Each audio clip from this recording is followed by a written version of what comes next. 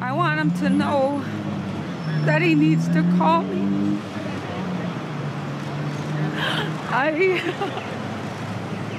That was concerned and emotional mother Phyllis Fleury wondering where her teenage son Colten is. Is there something that we can do to help her? It's time to turn on the searchlight.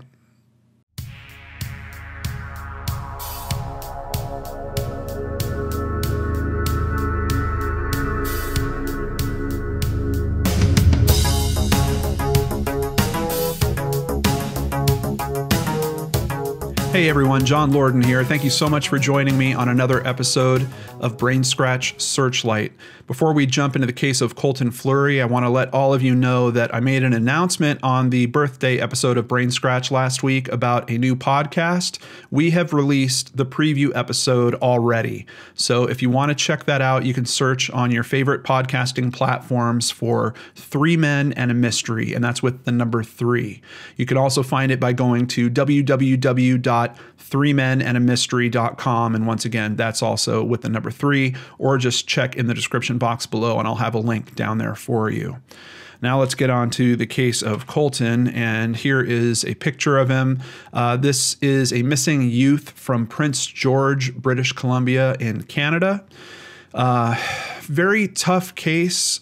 We know that this is essentially a runaway situation, but that doesn't make it any less important. We know that there is likely some drug use involved here. Once again, that doesn't make this any less important.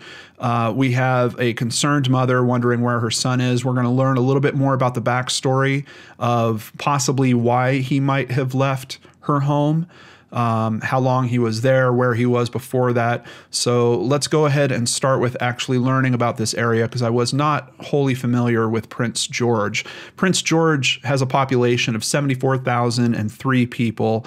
It is the largest city in northern British Columbia, Canada, and is the northern capital of BC. And another interesting statistic down here, when we look at the breakdown of demographics, we see that First Nations is in that area at 8.9%. And that is a group of people that are indigenous to the area. In Canada, the First Nations are the predominant indigenous peoples in Canada, south of the Arctic Circle.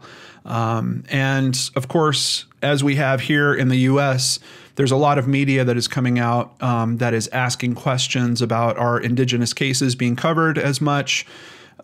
Is there something that we can do to try to bring better exposure and try to bring better services to these underserved groups in some way? So I'm going to touch on some aspects as we're going through this story, a couple of bright spots that might be trying to make the world a better place for First Nations and other indigenous peoples in that area.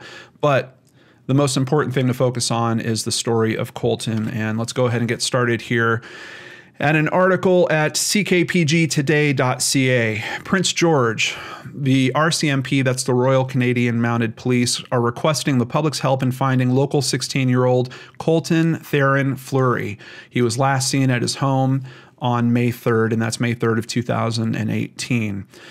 Although there have been unconfirmed sightings of Colten in the community, he has yet to be located. All checks have been negative so far, and investigators are asking the public's assistance in locating Colten to ensure he is safe. And here we've got some vital statistics on him. 16-year-old First Nations male, 5 foot 8 inches tall, about 120 pounds, with brown eyes, short brown hair, wearing a red hoodie and jeans. Last seen Thursday, May 3rd, 2018. And also, just so I got the metric version out there, 173 centimeters tall, weighing about 54 kilograms. And they have contact information here. Of course, I will have contact information in the description box below as well. And interesting that we're already getting a little bit of a touch of unconfirmed sightings. His mother has done a lot of media, and she has really been put through the emotional roller coaster of unconfirmed sightings being called in. Some of them seem pretty strong, and we do know that this is a known runaway situation, so the likelihood that some of those sightings are accurate, probably pretty good. but do we know which ones? Not really, and they're spread across a pretty big geographic area. So let's continue with learning more about this at myprincegeorgenow.com. Prince George teen missing for nearly 2 weeks, and this is as of May 14th, 2018. Mounties say all possible leads in finding the Prince George teenager have come up short, which includes some unconfirmed sightings. Once again, there's a lot to do with sightings in this particular case. Over at interiornews.com, missing teen reported sighted. There have been unconfirmed sightings of Colten not only in Prince George, but also in the New Hazelton area and in Prince Rupert. Extensive efforts to find Colten have been undertaken throughout northern BC without success. Colten has not had any contact with friends and does not have a cell phone. Always really troubling when we're looking into a missing persons case and either they don't have a cell phone or their cell phone is not with them. And unfortunately, this is a case where he doesn't have a cell phone. On top of that, he's not associated to any vehicle. So we don't have a vehicle that can help us in terms of the search here either. And I found this comment right below this article I wanted to share with all of you as well. This is by Laura Lee Nical. There have been many reported sightings, but nothing has panned out so far. The family is feeling helpless as it is. We are so worried and will believe anything that will lead us to believe that Colten is okay. But giving false or inaccurate leads are so hurtful. We do appreciate any help from the public, though, and please contact the RCMP if you have any information. Colten Fleury, this is Auntie Laura Lee. We love you very much and are worried about you. Please come home. And here we have a picture of his mother, Phyllis Fleury, and she is actually holding Colten's dog, Gizmo. Quote from her, It's just the worst thing any mother can go through, a sobbing Phyllis Fleury said as she spoke to local media gathered at the Prince George RCMP detachment. Colten Theron Fleury, 16, has not been seen since Thursday, May 3rd. He had just moved out of a group home to live with his mother at the downtown motel on Dominion Street, where she has been working as a chambermaid for about a year. But one day later, he went missing. Now, I know many of you are probably saying, hold on a second, he was with her for one day. Yes. And I know it sounds strange. We're going to learn more about these circumstances as we go forward. His mother said the Ministry of Children and Family Development had agreed to give her food vouchers, but had withheld providing a family allowance to help support her son. Now, none of these articles really go into it. Thankfully, I did find a podcast, and let me just mention them real quick here. It's called Olly Olly Oxen Free. I think they only got to their third episodes. It seems like their third episode. It seems like they stopped after that. I don't know if it had anything to do with this case in particular. You know, sometimes people try to do these podcasts, they just don't pan out, and, you know, people don't get what they expect out of it, so they stop. But his mother is interviewed a few times in this podcast. There's also a lot of other audio bits from her. If you're looking for more insight into this case, I do recommend you check out this episode 3 of Olly Olly Oxen Free. And of course, I'll have a link to that down below.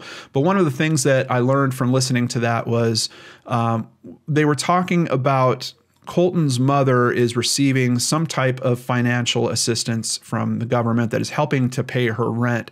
And essentially, when her family size increased, I believe she was expecting to get some further support, and it doesn't seem like she got any additional support outside of, they were saying that they would give them food vouchers, which according to her, they were already getting. But what it also did was it kind of changed the classification for how much they're helping break down her rent. And essentially, if she's living on her own, her rent's only $500. But if Colten is living with her, that goes up to $700. Now, I'm already uncomfortable that so much of this case is discussing money. You know, I think for a family living together, that should be the least of the issues. I mean, yes, I understand it's something that we all have to deal with in some way. We all have to manage and we all have to be able to provide. But there is something about this case and that podcast in particular that left me uneasy. And I believe where that's coming from is I'm wondering if the reason why he left might have not been some type of disagreement with his mother. And let me just give you the logic of why I think that. It'd be one thing if this young man was like, hey, Mom, I know if I stay here, they're going to charge you more. I know you really can't afford it, so I can't do that to you. And I love you, but I think I should go somewhere else. Then what I would expect would be some form of contact that would happen at some point after that. Hey, Mom, I'm doing okay. I'm living with my cousins. I'm living with my siblings. I'm living somewhere else. That is not what we have here. We have a young man that left the situation and has not contacted his mother again, by all reports, has not contacted anyone in his family, and he has a lot of siblings he could reach out to. He's got a biological father still alive he could reach out to. We're not hearing of any contact by any of those people. So what I'm wondering is if there was some type of disagreement directly between Colten and his mother, and that's why he's broken off contact with her. There's also some quotes that she's putting out there. I'm not even going to really go into them in this episode, but they're making me wonder if, once again, there was some type of conflict, because it's almost like she's trying to invoke some form of shame. She's making comments about how much she's hurting and how he has been kind of hurting her.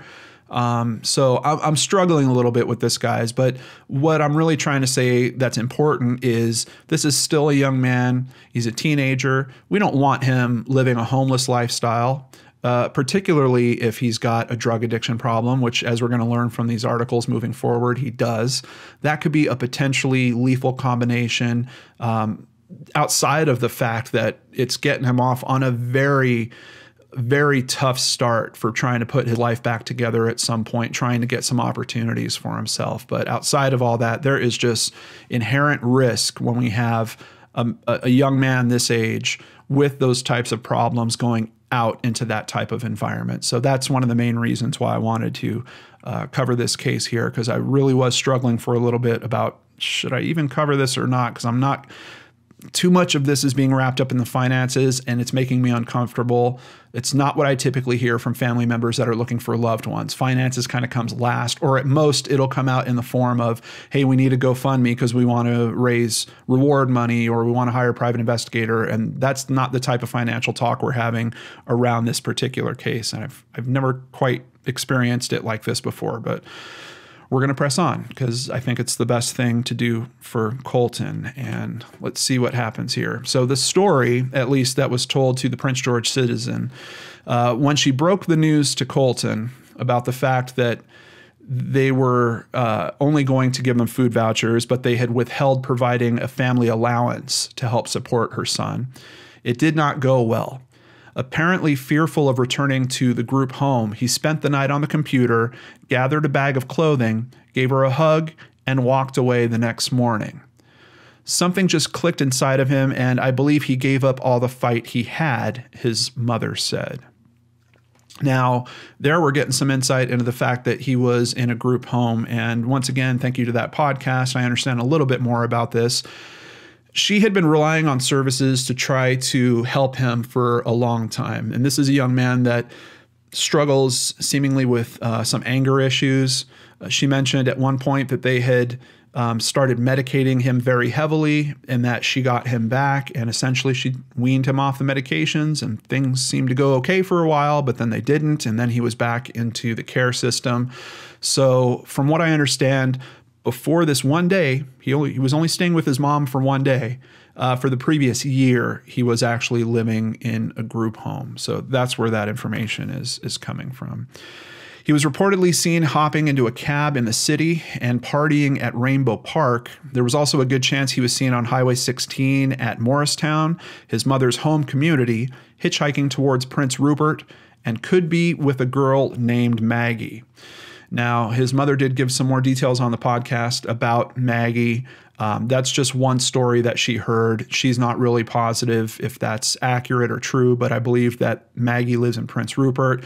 There's also information that he's actually been seen with a different girl. So a couple of different stories floating around. The youngest of her 5 children, Colten, goes by the nickname DDQ and went to school at the Youth Around Prince office downtown. Somebody knew where he was at least every 2 days, with the group home or myself or his sister Jeanette, his mother said. He would often show up at his sister's to visit his small terrier dog, Gizmo. She said her son has anger issues and it can get the best of him. He's just really frustrated I can't find a place to live with him and his dog, she said.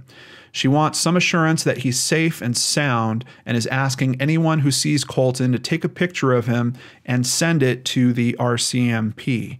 I think that's a great idea. On top of that, there is a Facebook group that I'm going to have in the description box below. And if you have that picture, if you already have sent it to the RCMP, I'd like to ask that you also send it to the Facebook group.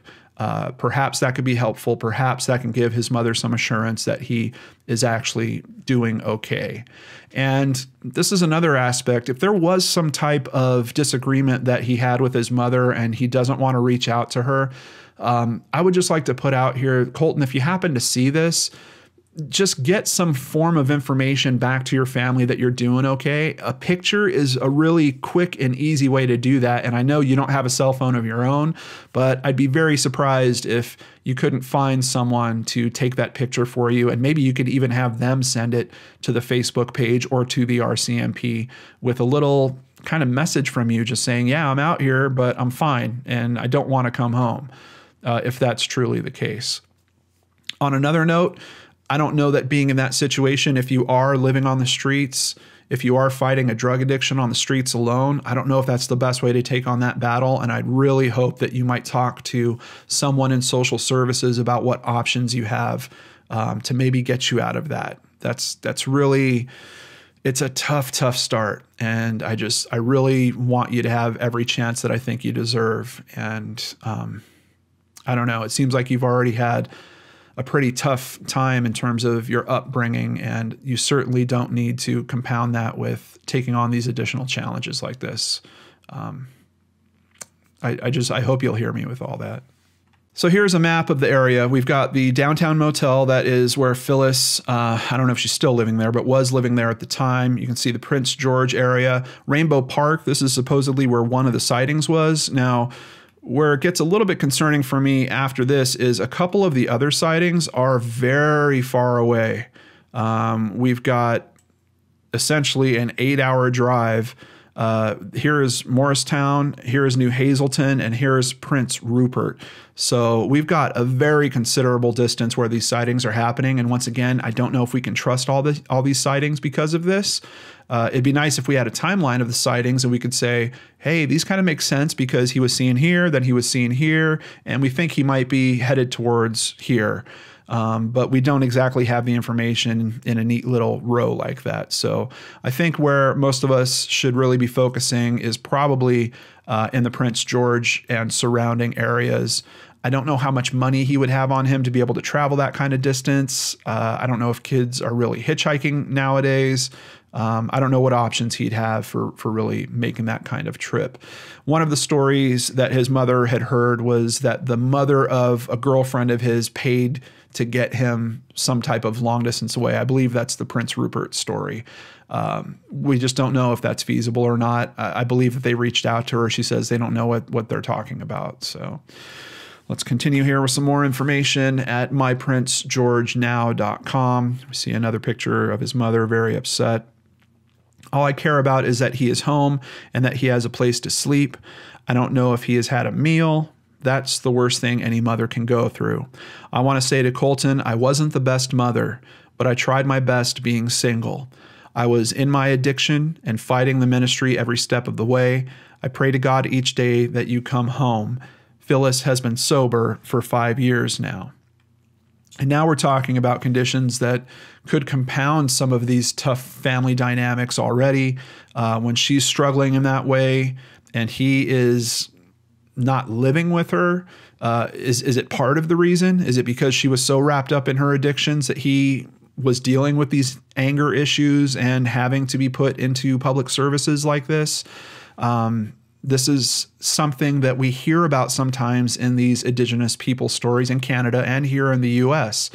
It's very tough, I think, for a lot of us to understand this different mentality, this Western mentality that has been placed on generations of your family. And I do believe that there is an emotional repercussion there that is far beyond my capability of understanding it. But I wanted to put out there that there are other considerations here. And I believe that Colten, it's tough because I don't know what kind of chance he has if he doesn't hear things like that and really have any help in terms of understanding that. It doesn't sound like he's had a whole lot of time with his family. And one of the other things that concerned me when I heard it in the podcast was his mother describes it as she's kind of left her other children, that they're all adults and most of them are struggling with some form of alcohol or drug abuse, and she's decided to not associate with them because of that. So when you have a family this fractured, it strikes me that it's very, very tough to try to entice him back into this situation. What is she really offering him if his siblings aren't there? Literally, it's just her and his dog, and every now and then he can go visit one of his sisters. I kind of get why he might be on the run. I still don't think it's the best thing for him. I still think that someone needs to help recognize him, hopefully help talk him into seeking some form of help, either from public service or there's other groups out there. We're going to touch on one group in particular as we continue through the stories here. But desperate Prince George mom needs your help in finding her missing boy. This is an article from June 15th, 2018 in the Vancouver Sun. Last Saturday night, Fleury got word from family that Colten had been spotted in the downtown east side at Oppenheimer Park. Welcome news after rumors of his death. And we'll get to one specific rumor about that here soon. She borrowed a friend's car and drove 750 kilometers south so that by Sunday afternoon she was handing out hundreds of missing person flyers to locals in hope they may have seen him. There are so many stories going around, said Fleury, weeping, steps away from drug dealers and a caravan of ambulances. Fleury, a single mother, said life hasn't been easy for Colten. He's been in and out of Ministry of Children and Family Development care for most of it. She quit drinking more than 5 years ago, but in the meantime, he discovered crystal meth, which has her worried he may overdose on fentanyl. Fleury said she hopes someone will recognize Colten and call police so that he can come home with help from the children's ministry. Colten's 6 older brothers. I just got to stop. That's another thing.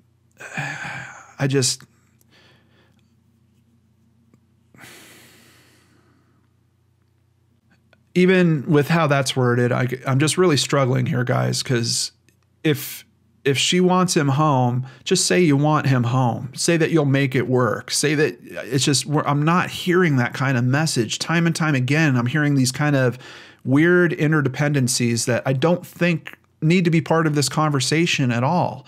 And maybe him coming home is him coming back into the family development care. I don't know. I don't know what the answer is here.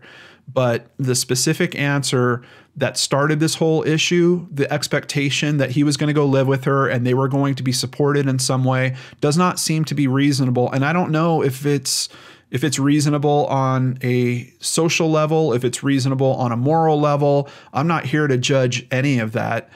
But if her expectation is things have to be exactly the way I want to line them up for him to be able to come home, I don't imagine that that's ever going to happen. And it breaks my heart because you have a mother that is trying to do the right thing here, but I feel like she's being so specific in how she wants to do that I don't know if it's reasonable. I don't.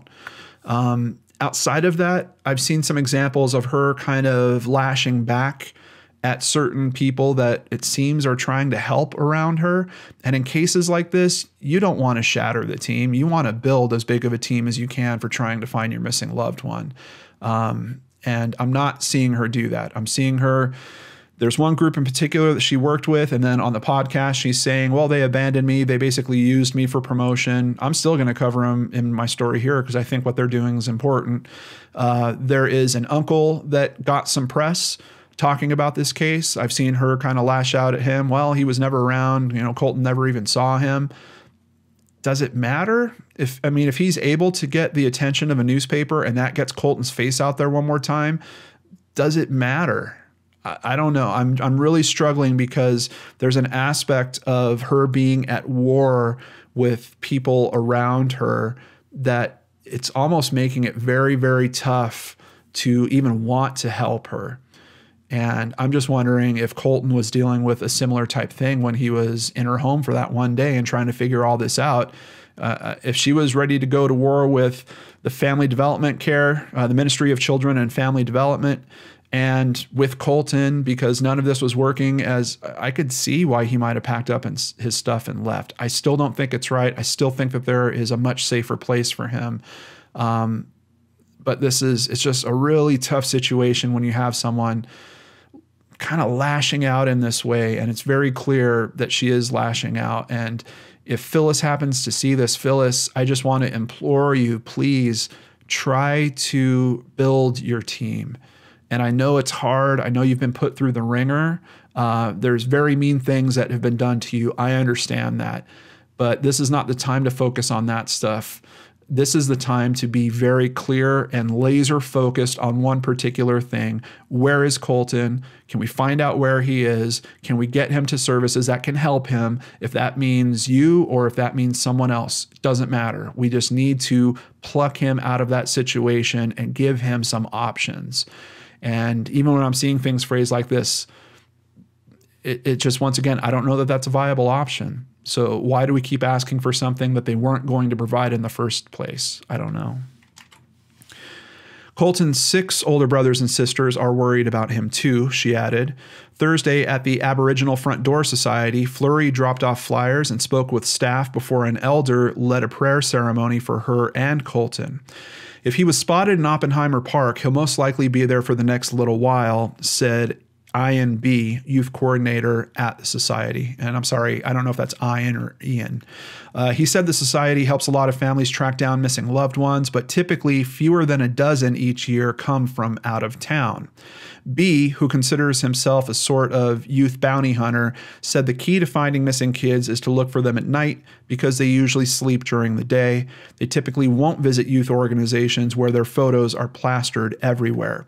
When B spots a missing kid, he keeps his distance and phones police while carefully following them. He won't rest until someone is found. With the missing persons, I take it personally, B said. Many people in my position helped me out when I was younger. And I'm hoping that Colten gets that chance, that someone does find him, does reach out, and maybe even helps inspire him to help others in this way. Fleury said a woman at the Vancouver area network of drug users told her she saw Colten at Oppenheimer Park Sunday night. Many people at the park Thursday recognized her flyers, and some offered to keep an eye out. People around on the streets are saying they saw him. He's healthy, but nobody's reporting him, Fleury said. People say they can take care of him down here, but nobody could take care of him like I do. Here is a very, very mean thing that happened in all of this, and I just want to cover it with you guys so you know what families that have missing loved ones sometimes go through.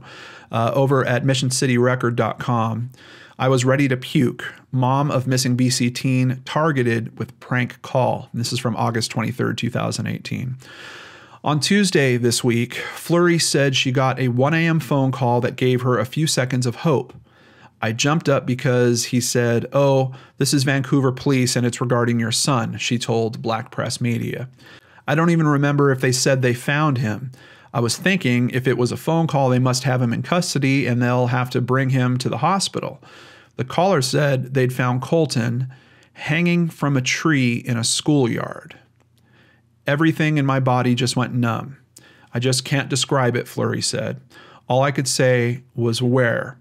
She contacted the Prince George RCMP to give them the information and eventually learned from both the Mounties and Vancouver police the call did not come from an officer and that someone had been playing a disturbing joke. I was so upset I was ready to puke, she said. That was the meanest thing to do because it wasn't true. Police will introduce themselves using their full name and rank and won't typically contact next of kin over the phone. And here we have a picture of Colten with his mother. Colten, standing 5 feet 8 inches tall with brown eyes and brown hair, is one of Fleury's 7 children between 2 marriages. Colten is my baby, she said. He loved to skateboard. Fleury said she plans to return to Vancouver for a 4th time to again hand out flyers and talk to passers-by in hopes of any information that will lead to her son. Prince George RCMP told her this week the case would be passed on to the Serious Crime Unit once the missing persons file hits the 4-month mark. And according to the podcast, it did hit that, and it has been passed to the Serious Crimes Unit. When asked if she believes her son is alive, she took a long pause. I just want to know Colten is fine, that Colten's okay. If he wants to hide and he has a reason to hide, I will send him money on my paycheck just so I know that he is okay. And another article from My Prince George Now, Colten Fleury case weighing on the minds of investigators. The road to finding a missing Prince George teen who left without a trace back in the spring has the RCMP looking for clues. Local police received a number of tips from different communities during the course of the investigation, but have come up empty so far. Quote, some of those were from other communities, and there is really no evidence to say that he even left Prince George. We're very concerned, but we believe someone out there has information about him and his disappearance, said Craig Douglas, RCMP spokesperson. We do have missing person files where they have disappeared and have never been seen, and those are mysteries that we really want to solve, especially for the families. We get really involved in these cases, and we get to know these missing persons via our investigation, and we want to see them resolved. When asked if there was any trouble at home between Fleury and possibly a family member, Douglas couldn't answer to that scenario specifically, but did offer a glimpse. Fleury's path in life wasn't always the smoothest. Colten has been through some things for sure, and it's not always easy for our youth. We want to know what happened to him, and we're hoping people come forward. Moving on to an article now 7 months after his disappearance, investigators seeking information from friends of Colten Fleury. Colten would now be 17 years old. Colten's primary source of communication was through the social media application Facebook Messenger. The RCMP are asking anyone who had communication with Colten leading up to or after May 2nd, 2018 to come forward to speak to investigators. Further, anyone that knows persons that were communicating with Colten are encouraged to contact police. We are convinced that persons in this community, particularly youth, were messaging Colten right before he was last seen and possibly afterwards, said Corporal Craig Douglas, spokesperson for the Prince George RCMP. We would like those persons to contact our investigators and help us find out what happened to Colten Fleury. And that was one good point that was brought up on the podcast as well, was the possibility that Colten could have a different Facebook profile that he's using at this point. I believe the one that he had previously has had no activity, but very likely he could have started a different profile for communicating with people in a different way. And here is the Facebook page, Help Find Colten Theron Fleury. Like I mentioned, I'll have a description. I'll have a link to it in the description box below. On top of that, down there, you will find the podcast I referred to several times, Olly Olly Oxen Free. I really wish that Cindy would pick it back up and stick with it. I think she's doing a good job. Needs a little more time, a little more practice, but I thought that for a 3rd episode, she was already in a really good spot with that podcast, and we need more exposure raised in these cases. In the links down below, you will also see www.abfrontdoor.com, and that is for the Aboriginal Front Door Society. They initially helped with this. Now, according to the podcast, she's saying that they're not being as helpful as they once were, and she feels like they used her for promotion. I'm not here to decide. I'm not a judge that's going to rule on this. I think that it's important that there are services like this to help, even if it is only helping for one weekend in particular or something along those lines. So I'm including this link down below. If you are so inclined to donate, please do. On behalf of myself and my supporters through PayPal and Patreon, we are going to make a donation to the Aboriginal Front Door Society in the name of Colten. And maybe that will nudge them to help more if there is something else that they can do to help with this case. On top of that, I just wanted to point out a new podcast. I don't know if there's a podcast version as well, but I believe there is. I found this because we actually follow each other on Twitter, and I listened to the premiere episode of Indigenous Insights, which is focusing on missing and murdered Indigenous women. I think they did a knockout job for their first episode. They only have 8 subscribers on their YouTube channel, so I'm going to have a link to this down below. Please check out their first episode.